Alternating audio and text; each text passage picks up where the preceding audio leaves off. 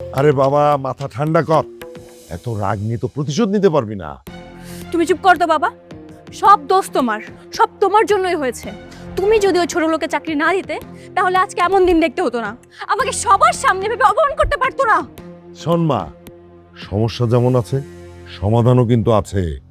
তুই প্রতিশোধ নে। সেইটাই তো আমি কি করে নেবো ভেবেই পাচ্ছি না, মাথায় আসছে না আমার। তুই তুই ওকে গোলাম বানিয়ে ফেল। মানে মানে তুই ওকে বিয়ে করে ফেল।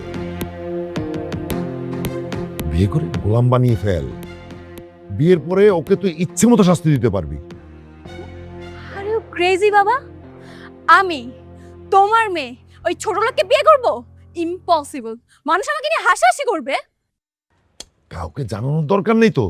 তুই ওকে বলবি যে প্রথম থেকে খুব পছন্দ, এখন আমার ভয়ে তুই ওকে বিয়ে করতে চাস কাজী অফিসে গিয়ে।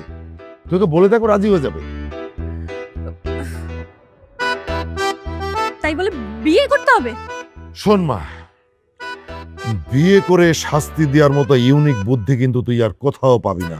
আমি তোর বাপ, বাপ হিসাবে তোকে আমি বুদ্ধিটা দিলাম।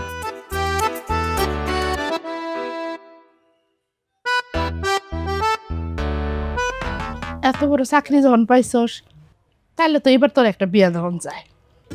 কি যে কও মা, সবে মাত্র চাকরিটা পাইলাম। এই চাকরি টিকে না না টিকে তার নাই কোনো ঠিক। আর তুমি এখনই মাথার মধ্যে আমার বোঝা উঠাই দিত। বোঝা উঠাই দনের কি আছে? বিয়া শাদি কি জীবনে করবি না? তোর যদি বিয়া শাদি হয়, সুন্দর করে সংসার শুরু করলে আমি আমার সংসারের দায়িত্বটা তোকে উপরে উঠাই দিয়া আমি নিশ্চিন্ত হয়ে যাব। আমার মুক্তি। মা এখন অনেক সময় আছে, সময় হোক, সময় হলে বিয়ে করুন যাবে।